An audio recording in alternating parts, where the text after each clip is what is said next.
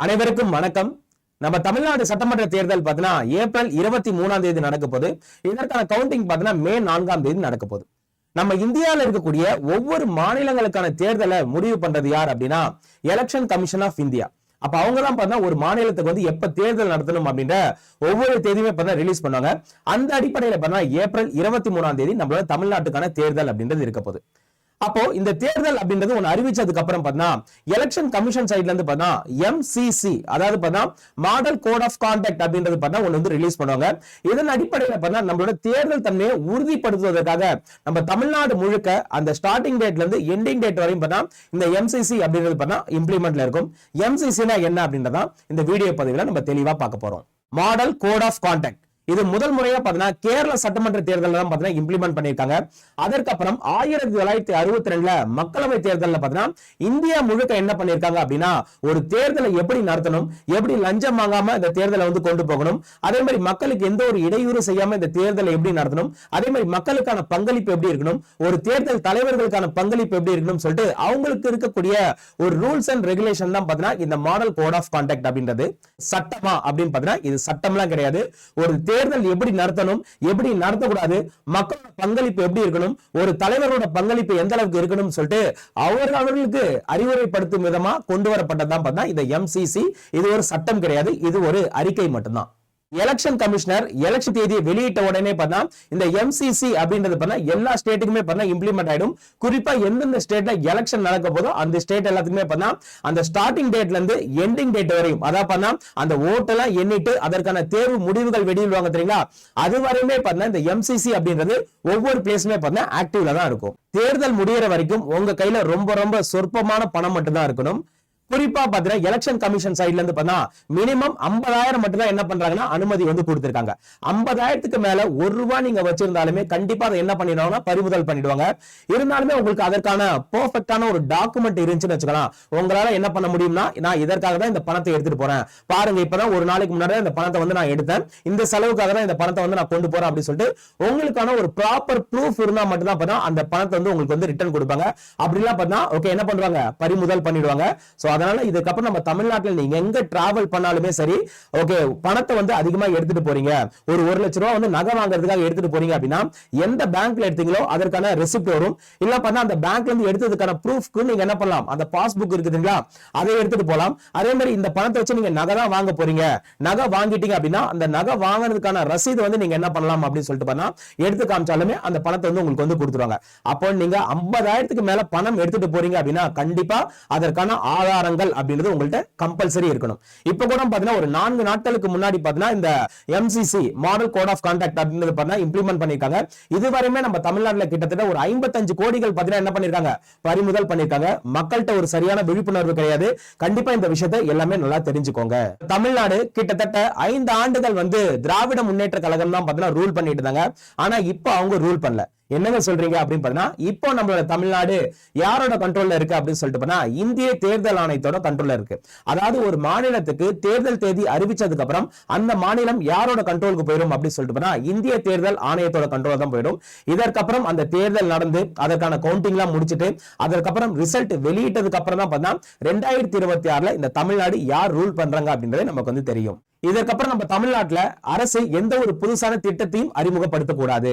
இதற்கப்புறம் ஏழைக்கு பாத்தீங்கன்னா நான் வந்து 500 ரூபாய் கொடுக்க போறேன், மாணவர்களுக்கு லேப்டாப் கொடுக்க போறேன், இதுக்கப்புறம் இவங்க வந்து பில்டிங் கட்டி தர போறேன் அப்படின்னு சொல்லிட்டு புதுசா எந்த ஒரு நலத்திட்டங்களும் பாத்தீங்கன்னா இம்ப்ளிமெண்ட் பண்ணக்கூடாது.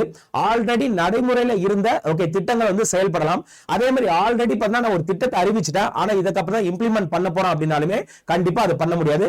ஆனா ஆல்ரெடி இருக்கக்கூடிய திட்டங்கள் எல்லாமே பண்ணா நம்மளுக்கு ஆஸ் யூசுவல் பாத்தீங்கன்னா அமல்ல தான் இருக்க போகுது. அதே மாதிரி எலெக்ஷன் வந்து உங்களுக்கு தெரியும், நான் வந்து ரோடுக்கு வந்து இவ்வளவு ரூபாய் செலவு பண்ண போறேன், சோ மாநகராட்சிக்கு இவ்வளவு தர செலவு பண்ண போறேன்னு சொல்லிட்டு இப்பதான் நம்ம ஆளுங்க ஒரு சில டைம் என்ன பண்ணுவாங்க அப்படின்னா ஒரு சில ஏரியாக்கு வந்து புதுசா ரோடு போடுறது, அங்க வந்து குடிநீர் பைப் அமைக்கிறது, அந்த மாதிரிலாம் எந்த ஒரு நலத்திட்டங்களும் இதுக்கப்புறம் பண்ணக்கூடாது. அதே மாதிரி இந்த ஏரியாக்கு இந்த ஊருக்குன்னு சொல்லிட்டு இவ்வளவு ரூபாய் நம்ம என்ன பண்ணக்கூடாது ஒதுக்கலாம் கூடாது. அரசு கருவூலத்துல இருந்து இதுக்கப்புறம் ₹1 கூட எடுக்கக்கூடாது. இதுக்கப்புறம் மக்களுக்கு நான் ஏதாவது நல்லது பண்றேன் அப்படின்னாலுமே பண்ணா உங்களோட சொந்த காசுல இருந்தா பாத்தீங்கன்னா அந்த மக்களுக்கு நல்லது செய்யணுமே தவிர்த்து அரசு பணத்துல இருந்து இதுக்கப்புறம் ₹1 நீங்க வந்து எடுக்க கூடாது. அதே மாதிரி ஒவ்வொரு அரசு அலுவலகங்களையும் பாத்தீங்கன்னா ஒவ்வொரு முதலமைச்சரோட போட்டோ அதே மாதிரி அமைச்சர்களோட போட்டோ எல்லாம் பாத்தீங்கன்னா எப்பயுமே இருக்கும். ஆனா இந்த மாடல் கோட் ஆஃப் கண்டக்ட் வந்ததுக்கு அப்புறம் பார்த்தா எந்த ஒரு கவர்மெண்ட் ஆபீஸ்லயுமே பார்த்தா சிஎமோட போட்டோவோ அப்படி எல்லாம் பார்த்தா ஒரு அமைச்சரோட போட்டோவோ எங்கேயுமே இதுக்கப்புறம் இருக்கக்கூடாது. அப்படியே இருந்தாலுமே பார்த்தா அது உடனடியா பார்த்தா ரிமூவ் பண்ணிடுவாங்க.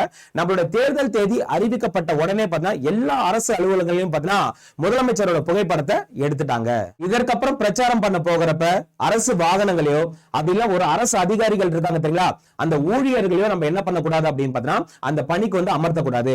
எனக்கு வந்து தெரிஞ்ச ஒருத்தர் வந்து கவர்மெண்ட்ல வேலை செய்யறாரு, அவர் நல்ல ஒரு பேச்சாளரா இருக்காரு, நான் வந்து அவரை என்னோட தேர்தல் பரப்புரைக்கு நான் பயன்படுத்திக்கிறேன் அப்படின்னு பார்த்தீங்கன்னா இதுக்கப்புறம் அதற்குமே வழி கிடையாது. சரி ஓகே, எங்களுக்கு தான் கவர்மெண்ட் ஆபீஸ் இருக்குல்ல, நாங்க அங்க உட்காந்து வேலை செய்யறோம் அப்படின்னாலுமே அதற்குமே ஒரு ஸ்டாப் வச்சுட்டாங்க. அதாவது எந்த ஒரு அரசு அலுவலகங்கள் அதே மாதிரி ஒவ்வொரு தொகுதியிலுமே ஒவ்வொரு எம்எல்ஏக்கு பார்த்தா ஒரு ஆபீஸ் இருக்கு தெரியுங்களா, அந்த இடத்துலயுமே நம்ம என்ன பண்ணக்கூடாது அப்படின்னு சொல்றோம்னா கட்சி பணிகளை மேற்கொள்ளக்கூடாது அப்படின்றதும் மோட் ஆஃப் கண்டக்ட்ல இருக்கக்கூடிய ஒரு தகவல் தான். இதுக்கப்புறம் நம்ம வீட்டுக்கு சொந்தக்காரங்க வராங்களோ இல்லையோ எல்லா அரசியல் கட்சி தலைவர்களும் வந்து நிக்க போறாங்க. அதுவும் அவங்க வந்து நின்று என்ன பண்ணுவாங்க, எனக்கு ஓட்டு போடுங்க அப்படின்னு சொல்லிட்டு கேட்கறாங்க தெரியுங்களா, அதை எப்படி கேட்க கூடாது அப்படின்னு சொல்லிட்டு பண்ணா மத அடிப்படையிலயோ ஜாதி அடிப்படையிலயோ எதுவுமே இதுக்கப்புறம் அவங்க வந்து கேட்க கூடாது.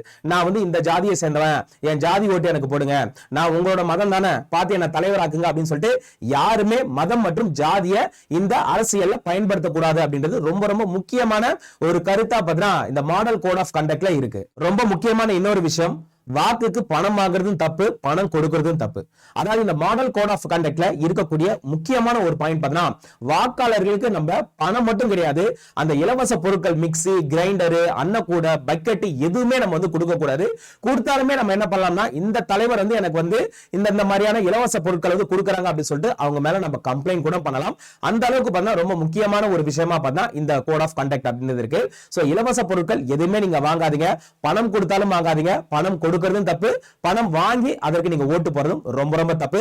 இது ஜனநாயகத்துக்கு செய்யப்படுகின்ற ஒரு துரோகம் அப்படின்னு கூட சொல்லலாம். பொதுக்கூட்டங்கள் மற்றும் ஊர்வலங்களுக்கு கண்டிப்பா இதுக்கப்புறம் அந்தந்த லோக்கல் போலீஸ் ஸ்டேஷன் இருக்காங்க தெரியுங்களா, அவங்கள்ட்ட நம்ம பெர்மிஷன் வாங்கிட்டு மட்டும் தான் பார்த்தா அந்த பொதுக்கூட்டத்துக்கு நம்ம வந்து ஏற்பாடு படுத்துறோம். இப்ப நான் வேலைச்சேரியில ஒரு கூட்டத்தை நான் வந்து ரெடி பண்றேன், அப்ப நான் முன்னாடியே என்ன பண்ணணும் அப்படின்னா போலீஸ் ஸ்டேஷன்ல சொல்லணும், இதே மாதிரி நாங்க வந்து இந்த டைம்ல ஒரு கூட்டத்தை வந்து நாங்க முடிவு பண்ணிருக்கோம், நீங்க வந்து எங்களுக்கு வந்து பாதுகாப்பு கொடுங்க அப்படின்னு சொன்னா அவங்க என்ன பண்ணுவாங்க, அதற்கு தகுந்த மாதிரி பிளான் பண்ணுவாங்க. ஏன்னா ஒரே நாள்ல பார்த்தா 2-3 கட்சிகள் பார்த்தா அதே இடத்துல கூட்டம் நடக்கும். அப்ப நமக்கான நேரம் நமக்கான டைம் அப்படின்றது கரெக்டா பிக்ஸ் பண்ணிட்டு அதை நம்ம போலீஸ் ஸ்டேஷன்ல முன்னாடியே சொல்லிட்டோம் அப்படின்னா அதற்கு தகுந்த பாதுகாப்பு பண்ணா அந்த ஊர்வலத்திற்கோ இல்ல அந்த பொதுக்கூட்டத்துக்கு பார்த்தா காவல்துறை அதிகாரிகள் நமக்கு வந்து கண்டிப்பா கொடுப்பாங்க. ஏப்ரல் 23ஆம் தேதி கண்டிப்பா நம்ம எல்லாமே ஓட் போடுறதுக்கு ஒரு ஸ்கூலுக்கு நம்ம போவோம், குறிப்பா ஒரு அரசு பள்ளிக்கூடத்துக்கு நம்ம வந்து போவோம். அப்போ அந்த ஸ்கூலை சுத்தி இருக்கக்கூடிய ஒரு 100 மீட்டருக்கு நம்ம என்ன பண்ணக்கூடாதுன்னா பிரச்சாரம் எதுவுமே பண்ணக்கூடாது.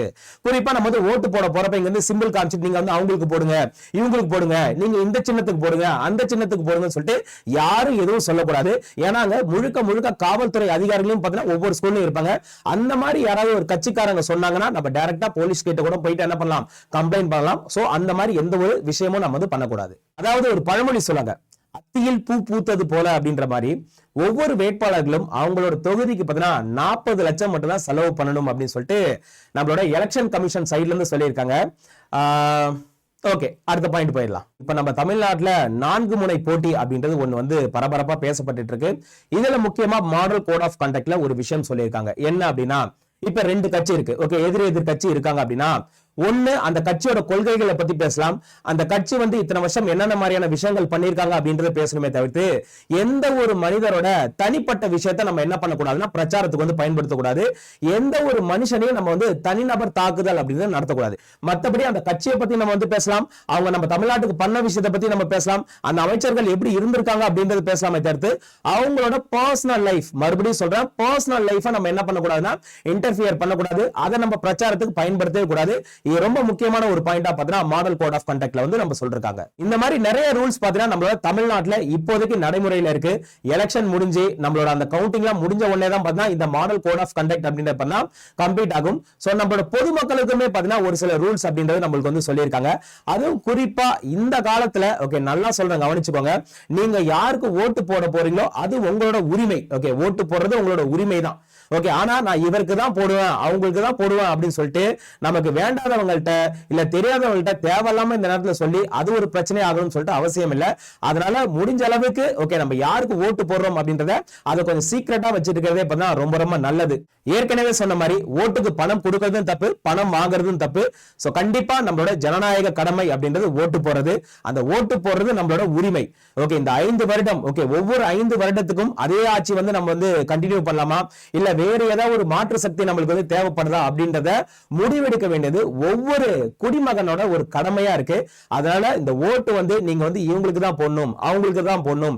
குறிப்பா நம்ம வீட்டுல பெரியவங்களா இருப்பாங்க, அவங்க இப்பயுமே என்ன சொல்லுவாங்கன்னா, நீ இந்த கட்சிக்கு தான் போடணும், நீ இந்த கட்சிக்கு தான் போடணும். அதுல மேல இருந்து பார்த்தா 3வது சிம்பிளா இருக்கும், மேல இருந்து பார்த்தா 8வது சிம்பிளா இருக்கும், அதுல போயிட்டு அழுத்திட்டு அப்படின்னு சொல்லிட்டு நிறைய மைண்ட் வாஷ் பண்ணுவாங்க. தயவு செஞ்சு அது எதுவுமே நீங்க கேட்டுக்காதீங்க. உங்களோட சுயநினைவோட நீங்க உங்களை யார் ரூல் பண்ணா நல்லா இருக்கும், உங்களோட தொகுதிக்கு யார் வந்தா நல்லா இருக்கும், அவங்க வந்தாங்கன்னா மக்களுக்கு என்னென்ன மாதிரியான விஷயங்கள் செய்வாங்க, அது எல்லாமே தெரிஞ்சுட்டு சரியான நபருக்கு வந்து நீங்க வந்து ஓட்டு போடுங்க. மாற்றம் அப்படின்றது எங்கெங்கயோ ஸ்டார்ட் ஆகிறது கிடையாது, இங்க இருந்து தான் ஸ்டார்ட் ஆகுது. அந்த மாற்றம் உங்கள்ல இருந்து ஸ்டார்ட் ஆகட்டும். ஏப்ரல் 23ஆம் தேதி கூடிய விரைவில் களத்துல சந்திக்கலாம்.